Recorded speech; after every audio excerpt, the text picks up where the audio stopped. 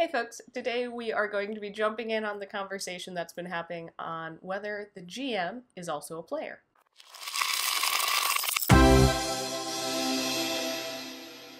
So there's been a bit of a conversation happening kind of on Twitter, Facebook, all over the place, that comes up on a fairly regular basis, whether the GM is a player or not.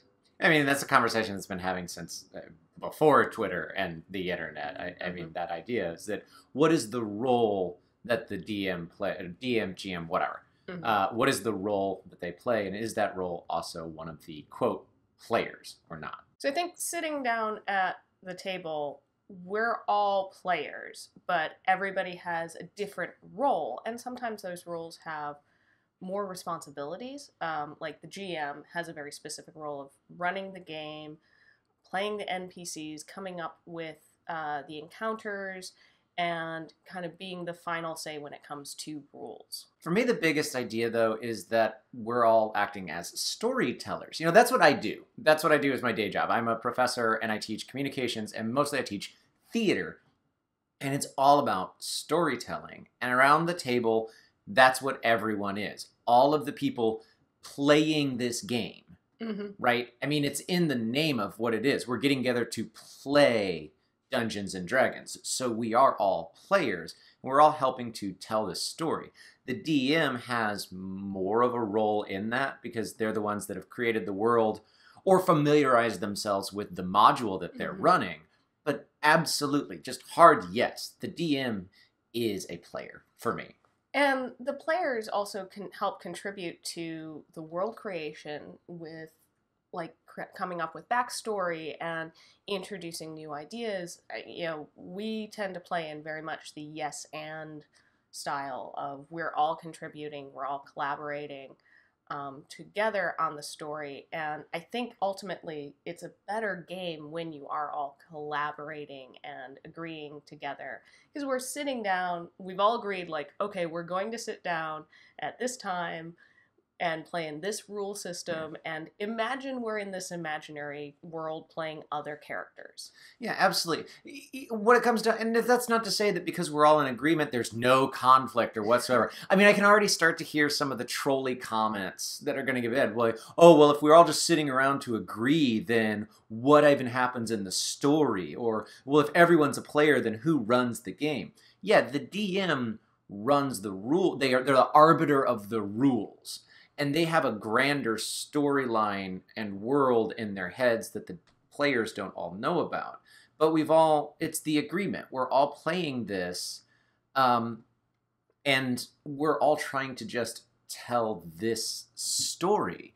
The players are contributing their side of the story, and the DM is contributing their side of the story, and it's coming together to make something that's completely different. It's why you can run Strahd 4 different times with 4 different groups, and you ultimately have 4 different games. You know, and I think that that's something that gets lost when we get this idea of like, oh, it's not the DM's job to be a player. They're the ones that run everything. And I just fundamentally disagree with that point of view. Also, I mean, we're all doing this because it's something we enjoy. So if the GM is not having a good time playing the game, they're probably not going to keep running the game for people. Like, I think that is something that, you know, as players, it is good to notice, like, if you're doing stuff that is constantly just infuriating your GM, maybe check in with your GM, and GM vice versa. Because, you know, if it's a group of friends all getting together and playing a game, you all want to be having a good time. And sometimes that is figuring out, like, okay, well, it might not really make sense for my character to go along with this, but I know this is where the story needs to go, so it's my responsibility as a player to have a character that, or come up with a reason for my character to stick with the party and go along, especially a module. This is what I've agreed to play. Okay, I'm going to figure out how to make this make sense for me. That's a part of the fun, figuring out why do I stick around? Why am I tagging along? Come into it with that point of view. And that happens in Critical Role, that happens with the Waffle Crew, that happens with all of the other live streaming ones that are out there that we watch, that I watch, that I'm sure a lot of you watch. That's why am I sticking around. That doesn't mean there can't be inter-party conflict. Mm-hmm. Absolutely there is. And that can be really fun to play through. And Sure. Conflict, story has to have conflict. Mm-hmm. But we're agreeing that we're all in this together. Yeah. I think for me, it comes down, when I see the argument, when I see people weighing in on the side of the DM isn't a player, it comes from two very specific points of view. So the first one is when I see people joining this conversation who are DMs themselves or GMs or whatever, and they say, no, the GM isn't a player. In my experience, those folks are saying that because they're approaching the game very much as it is the DM versus the players. We are absolutely in conflict with each other, and that is how this game works. That's not for me. That's not I don't enjoy that. I like meat grinder games sometimes. I like difficult games, but I don't see that relationship as DM versus player. And a lot of the times when I see DMs say, I'm not a player, I run everything, this is my game, that sets a very specific tone for the way they enjoy playing D&D. And if you enjoy playing D&D that way, and you have a group of people that enjoy playing it that way, that's great. Your fun is not wrong. But it's the way that I see the conversation going, and that's not for me. Yeah, I think to a certain extent, it's also the who has ownership over the game. Mm-hmm. The very much GM versus players, it tends to, I think, be a little bit more, the ownership is on the GM. Whereas if you're in a group that wants to play a very collaborative, this is our game. Yeah. And the GM is creating maybe more of the backstory and world stuff, but the players are bringing almost an equal amount with all of the things they're creating with their characters. Yeah, that's how the second side of the argument pans out when I see it a lot of the times. Folks that are players that say, no, the DM isn't a player. What I've found is a lot of the times they've been in games where the DM is very much, this is my story, you happen to be a character in it. I already know how the story's going to go. And for me, that doesn't allow for a lot of life and breath to happen in the game. Now, that's not necessarily a bad point of view at like a convention. I know you have thoughts about conventions and if you pay a DM. But a lot of the times I've seen it taken to the extreme where it's like, this is my story. You're in it. So play the game the way I want you to play it. Again, that's a very adversarial point of view. And I don't really like those types of tables. And that's how I see players coming up with the idea of like, oh, well, no, my GM's not a player. My GM owns this game, owns this story. And again, that's not really for me. Yeah. And if you enjoy playing like that, I think it is good to make sure that everybody at the table is all on board with what style it is that how you were approaching the game. It's all about communication. This is the way I like to run this game. If we're all cool with that, let's do a session 0. Let's create some characters. Let's have fun. Yeah, it's establishing what is the social contract of the table. What is expected out of everybody. So does it change? Does the social contract change? Are the expectations different if you're paying your DM or if you're at a convention? So, and I think that it does a little.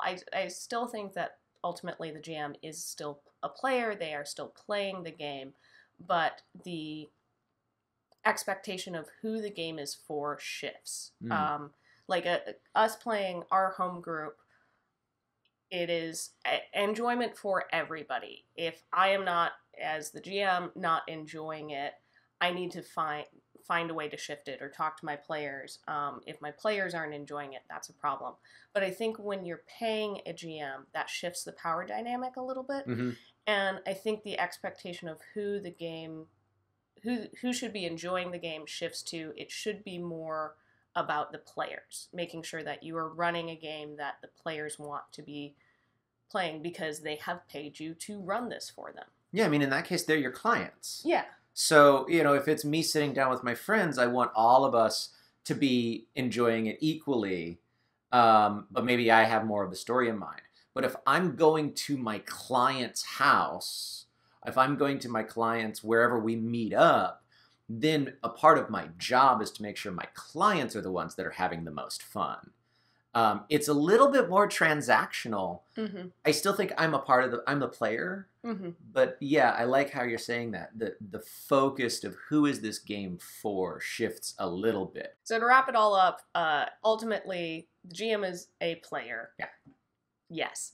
That is our viewpoint on it. And everybody's there collaborating and contributing to the story, and you all have to agree that we are going to play in this rule system. If the GM's not playing with the same set of rules as the players, that's a problem. Yeah. And we don't mean like the GM has Shadowrun and the players have Dragonlance. We mean that we've all come together and we all agree we're all in this equally. We have different responsibilities, but we're all equal parts player and owners of the story. So a huge thank you for all of you. If this is your first video, I hope you loved it. Please like, share, and subscribe. Especially that share. That's a huge part of this, getting things out there.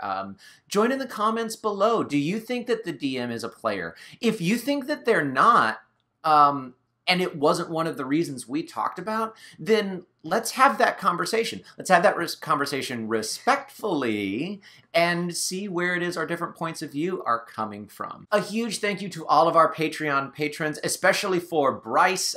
You're awesome, buddy. We've gotten to play games together. We haven't in a while. We miss you. Come back and play some stuff.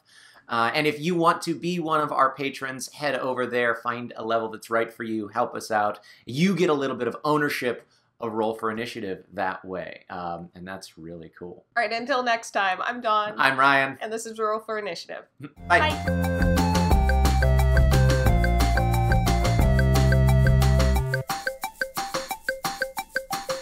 Until next time. Your name is Dawn. Did you forget a second? Yeah. All right.